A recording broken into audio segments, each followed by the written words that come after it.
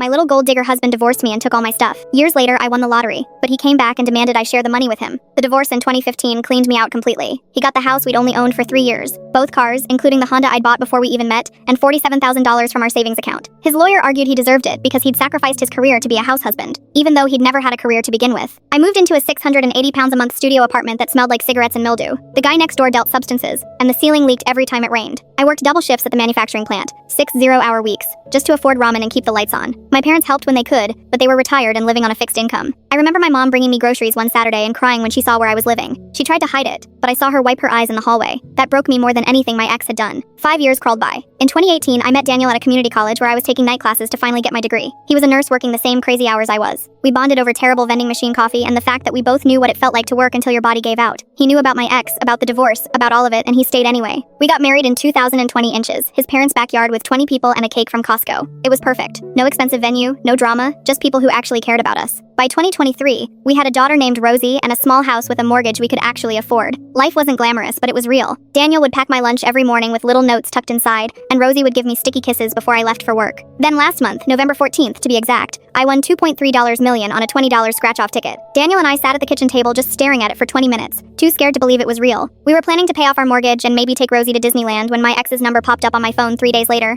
I hadn't heard from him in 8 years. Didn't even know he still had my number. I heard about your windfall, he said. No hello. No how are you. Nothing. Just straight to business. California is a community property state and lottery winnings are considered marital assets. I actually laughed. We've been divorced since 2015. You're not entitled to anything. Doesn't matter when you bought the ticket. You earned the money that paid for it during our marriage. My lawyer says I have a solid case. I hung up and immediately called my attorney. He laughed even harder than I did. The ticket was purchased in 2024, nearly a decade after our divorce was finalized. My ex had absolutely no claim to anything, zero legal standing whatsoever, but he didn't stop. He started calling Daniel's work, showing up at my parents' house unannounced, even posting on Facebook about how I was stealing from him and refusing to support him in his time of need. That's when I did some digging. Turns out my ex had remarried in 2019 to some investment banker. Big house in the suburbs, fancy cars, country club membership, the whole thing he'd always wanted. But his new wife had just filed for Chapter 7 bankruptcy after some bad real estate deals. They were about to lose everything. He called again last week. Completely different tone this time. Crying, begging, desperate. I made a huge mistake leaving you. You were always so good to me and I threw it all away. Can't we work something out? For old time's sake? I thought about those nights in that studio apartment, eating 7-9-cent ramen and wondering if I'd ever feel like a person again. I thought about Daniel, who loved me when I had nothing but debt and a broken spirit. I thought about Rosie, who would never know what it's like to have a parent who only sees dollar signs. You're right, I told him. I should send you something. He got excited, started thanking me profusely, already planning what he'd do with the money. Yesterday, he received a package from me.